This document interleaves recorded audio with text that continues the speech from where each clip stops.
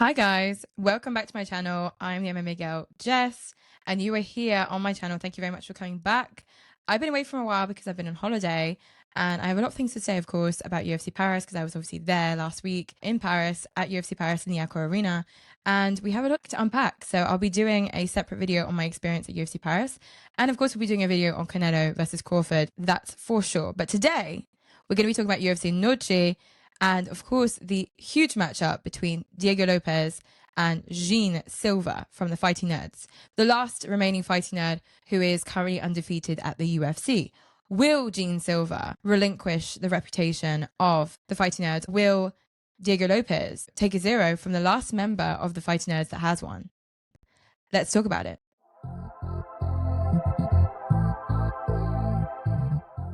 Of course, on the prelim cards, we have a few fighters to look out for.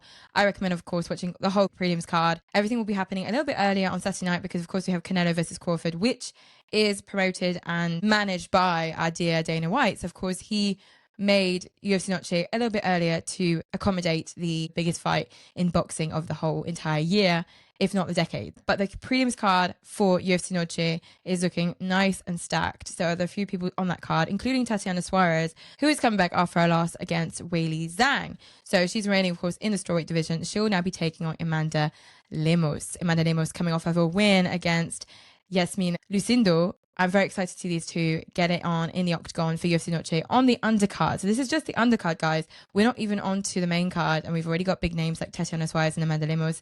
People representing, of course, a very stacked UFC NOCHE card. We also have Zachary Reese coming back, and he'll be taking on Cedric Dumas. Cedric Dumas, who, of course, said that he has only got $13 left in his bank account, so he needs that bonus on Saturday night. He's, of course, getting paid for his fight against Zachary Reese, but a $50,000 bonus would be a great way to add to his ever-falling bank balance. And of course, Cedric Dumas is known for some very crazy fights in the octagon, so hopefully he'll get a nice KO victory in there and get a bonus on the prelim cup to fill up that bank account and get back on track. In the ESPN prelim featured fight, we of course have Jose Medina coming back, and he'll be facing Tusko Torovic. So a very exciting matchup for the last fight on the prelim card before we get into this main card.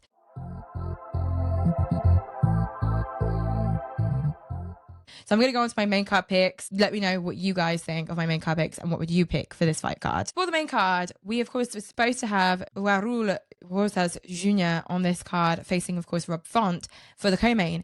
But Raul had to pull out of this fight because he has injured his ribs. So unfortunately, we won't be getting any Raul Rosas Jr. for the time being. So hopefully he'll get a speedy recovery and we'll be able to see him sometime this year. In any case, they found a replacement for Rob Font, so we'll be going on to that once we go over the other fights in this card. The first fight on the UFC NOCHE main card, Santiago Luna, with a record of 6 victories to 0 defeats, a striker fighting out of California from Mexico with a 6-fight win streak, of course, no losses on his record yet, and he'll be taking on Le Quang, who has a record of 9 victories to 2 defeats, and I believe Santiago Luna will get the win here. He has the ability to strike real good on the feet and also take his opponents down and get those submissions in. So I think he'll be able to finish his opponent, Le Quang, for his UFC debut at UFC NOCHE, and I think he'll get that done in the second or the third round. So for me, the first fight on the UFC NOCHE card will be one that delivers some great action and some 5-star finish power. Next up, we have Alexander Hernandez, who has a record of 70 victories to 8 defeats. He'll be taking on Diego Ferreira, who has a record of 19 victories to 6 defeats. I believe that Alexander Hernandez will get this win. He obviously got his last win at UFC 319 over Chase Hooper via TKO finish in the first. And I believe he'll get this one done again over Diego Ferreira. I believe that Hernandez is a great striker. He'll stay on the feet. Diego will try and take him down. But if he is able to stay on the feet against Diego, he'll be able to get that TKO finish again. And we may see another KO victory for Hernandez on this UFC NOCHE card in the second or third round as well. Next up, we have the returning Kevin Gastelum, the legend Kevin Gastelum, of course, coming back at UFC NOCHE with a current record of 20 victories to 10 defeats and 1 no contest. He'll be taking on Dustin Stolfus. Both men are 33 years old. They're not at the end of their careers yet. 33 is still very young for an MMA fighter. So I see these guys in the middleweight division still getting those wins in and getting some great fights in on their record. Now, Dustin Stolfers has a record of 16 victories to 7 defeats. And I believe, unfortunately for Dustin, that Kevin Gastelum will get the win here via unanimous decision. I just think he's just overall a more experienced fighter and a more skilled fighter on the feet as on the ground. And I think this fight will stay on the feet, but I think that Gastelum will get this one via unanimous decision. Next up, we have Rafa Garcia, who has a record of 70 victories to 4 defeats. And he'll be taking on Jared Gordon, who has a record of 21 victories to 7 defeats. Rafa Garcia is, of course, the Spanish fighter, and Jared Gordon is, of course, fighting out of the United States of America. I think he'll get the KO victory over his opponent, Garcia, in the first or second round of this fight.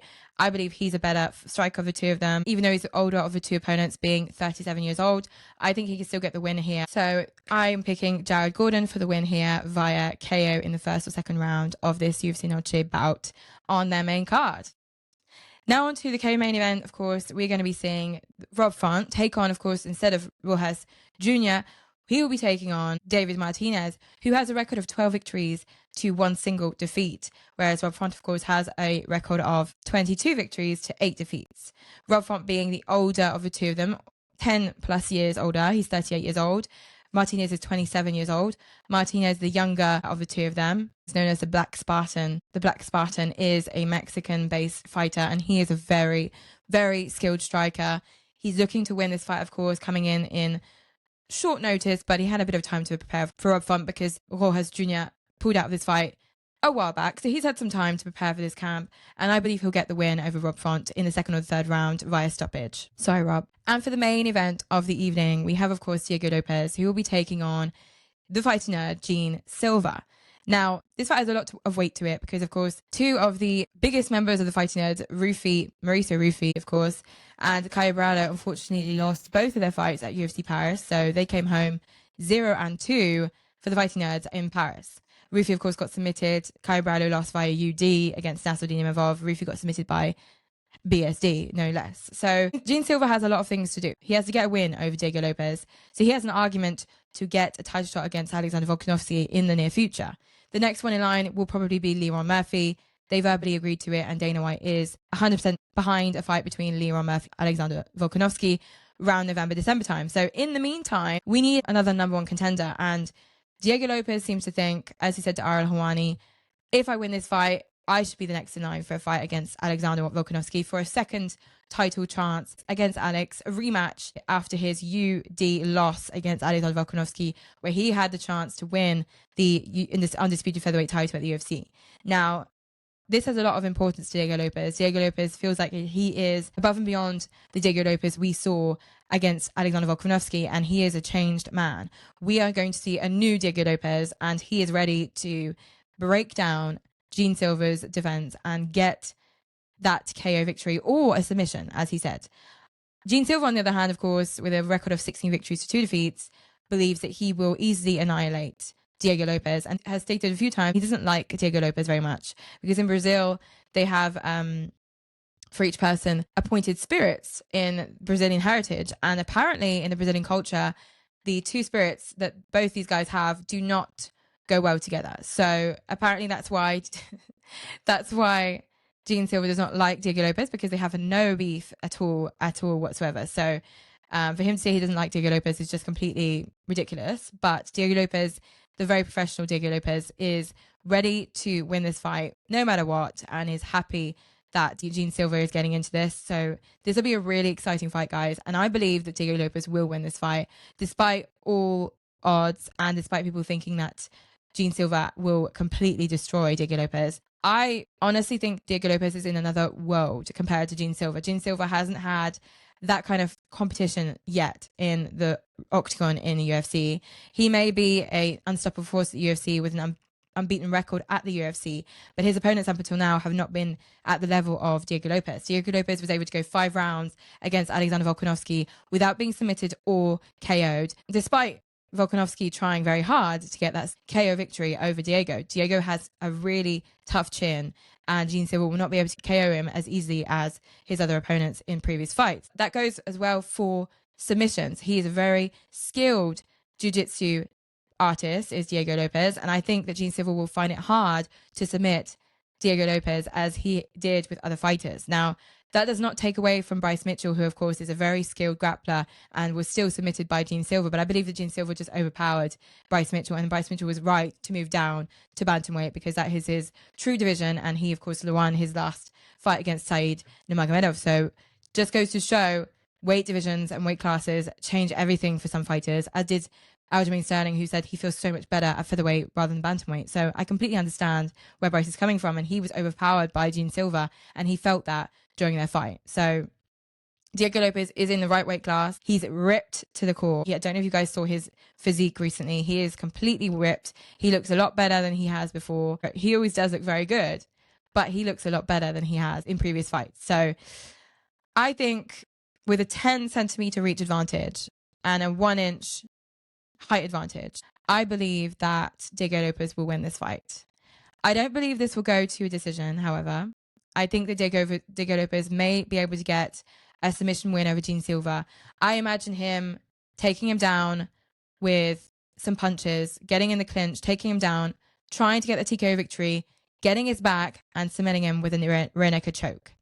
If he doesn't submit him, he may get the TKO finish on ground with ground and pound, and that's what she wrote. I think that's how it's going to happen. Gene Silva is a great fighter, but I don't think he has the level of a Diego Lopez yet. So I think Gene Silva is going to meet his match on Saturday night because, of course, they're coming in with a stark difference in their place in the featherweight division. Diego Lopez being number 2 ranked featherweight contender in the world, and of course Gene Silva coming in at number 10.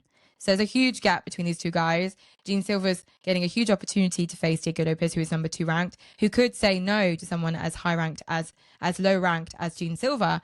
But Diego Lopez, as he said, is up for everything. He said yes to Aaron Pico when it was presented to him. Then they changed their minds and presented him Gene Silva. He said yes, and he said yes repeatedly to Gene Silva. He would never say no.